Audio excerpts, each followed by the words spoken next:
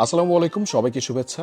আমি মহিউদ্দিন রনি কথা বলছি বাংলাদেশি প্রবাসীদের সবচেয়ে বড় শ্রম বাজার সৌদি আরব থেকে। এখানে প্রবাসীদের মধ্যে অপহরণ আতঙ্কটি দিনকে দিন বেড়েই চলেছে এবং এ সকল অপরাধ সংঘটিত করছে বাংলাদেশ থেকেই আসা কিছু অসাধু চক্র। তাই প্রবাসী ভাই বোনদের সচেতনতা বৃদ্ধির লক্ষ্যে আমরা ছুটে চলেছি সৌদি আরবের অলিতে গলিতে। এখন আমরা এসেছি রিয়াদ শহরের মোজামিয়ায় আমাদের প্রবাসী ভাইদের একটি ক্যাম্পে। इंडिया से ये भाई मिलके हसीना को भगाया यार हैं? इसलिए तो फोटो उठा रहा है। ये बहुत बड़ा फेमस आदमी है बांग्लादेश का यार। हाँ? আমরা তাদের কাছ থেকে শুনতে চাইলাম সৌদি আরবে আসার পরে তাদের জীবনযাপনের অভিজ্ঞতা, তাদের কর্মক্ষেত্রের চ্যালেঞ্জগুলো এবং তাদের সুবিধা এবং অসুবিধার কথা। অনেক দেখি আপনার অনেক প্লাস আপনার কমেন্ট করি খুব ভালো ভালো কাজ এরকম কেমন আছেন ভাই আপনারা? ভালো আছেন না? নিয়ে এসে আপনাদের সাথে দেখা সাক্ষাৎ করার লাগি এই প্রবাসীদেরকে নিয়ে কিছু কাজকর্ম করতেছে। জুতা নিয়ে এসো সমস্যা নেই আরে কোনো সমস্যা নেই, তো কাপড় আছে। আরে বাহ বাহ বাহ বাহ বাহ, কাপড় বেকার হ্যাঁ? কয়জন থাকেন? এই জন্য এটা হচ্ছে 8 জনের একটা দুইটা মোট 8টা আছে কিন্তু আমরা তারা বলল তাদের এখানে সব কিছু আছে, কিন্তু একটা জিনিস নেই এবং সেটাকেই তারা সবচেয়ে বেশি মিস করে, আর সেটা হলো তাদের পরিবার। আমি একটা ছবি দিলাম ভাই আমাকে খানা খাওয়াবে নাকি? জি জি ভাইয়া আসেন হ্যাঁ ভাই, জি ভাইয়া আসেন না জি সাইকেল ভালো হয়েছে তাই? জি ভাই ঠিক আছে। আমাদের কি কি করছেন? ডিম ভাজা, ডাল,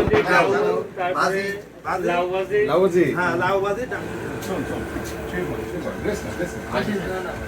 আরে ভাই কোনো অসুবিধা নেই, রেস্ট না। ওই কোথায়?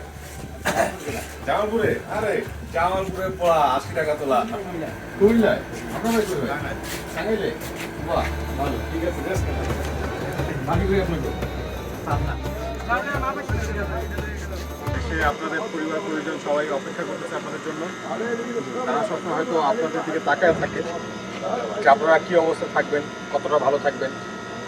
আপনারা ভালো থাকলে তারা ভালো থাকবে। আপনার বাচ্চার মুখে হাসি ফুটবে, মায়ের মুখে হাসি ফুটবে, স্ত্রীর মুখে হাসি ফুটবে। ভালো থাকা জরুরি কিনা ভাই? প্রবাসী ভাইদের কাছ থেকে সবচেয়ে বেশি যে সমস্যার কথা শুনতেছি অপহরণ। এখানে কিডন্যাপ হইতেছে, ওইখানে কিডন্যাপ হইতেছে, প্রবাসী একটু আতঙ্কে। এরকম যদি চলতেই থাকে তাহলে বাংলাদেশের যে শ্রম বাজার সৌদি আরবে, এটা যে কোনো সময় সৌদি গভর্নমেন্ট বন্ধ করে দিতে পারে। এটা তো লস না আমাদের সবার। মানে যারা আপনারা এখানে আছেন, কাজ করতেছে একসাথে, বা এখানে যারা প্রবাসী ভাইরা আছে বাংলাদেশিরা, সংখ্যা একদম কম বাংলাদেশিরা অনেক অনেক। কিন্তু কিডন্যাপার কয়জন? কিডন্যাপার কি আপনাদের চেয়ে বেশি? सामान्य कयজন সামান্য কয়েকজন, হাতে গোনা 20 জন বা 50 জন। কিন্তু আমরা এখানে 5 লাখ, 10 লাখ, 20 লাখ, 35 লাখ প্রবাসী আছে এই সৌদিতে। সবাই যদি আমরা ঐক্যমত থাকি, এই 50-60 জনকে এতে কি বাড়িতে পাঠিয়ে দেওয়া যায় না প্যাকেট করে? আপনাদের কাছে রিকোয়েস্ট থাকবে, আপনারা কখনো ঘাবড়ায় যাবেন না। যদি আপনাদের মধ্যে কোনো ভাই যদি শোনেন পথে ঘাটে, আল্লাহ না করুক, বিপদের তো হাত পাও নাই, তাই না? যদি পথে ঘাটে এমন কোনো কিছু হয় যে এরকম কি অপহরণের শিকার হয়েছে, আপনারা সবাই আগে নিকটবর্তী পুলিশ স্টেশনে একটু যোগাযোগ করেন। যদি মনে করেন আমার আকামা নাই, যার আকামা আছে সে তার নিত্য যায়। আর সাথে সাথে একটু অ্যাম্বাসিতে যোগাযোগ করেন। অ্যাম্বাসির নাম্বারটা আমার আছে আপনাদের কাছে, একটু যোগাযোগ করবেন। যোগাযোগ করে জানাবেন যে আপনাদের সাথে এরকম ঘটনা ঘটছে এবং তারা যেন দ্রুত পদক্ষেপ গ্রহণ করে।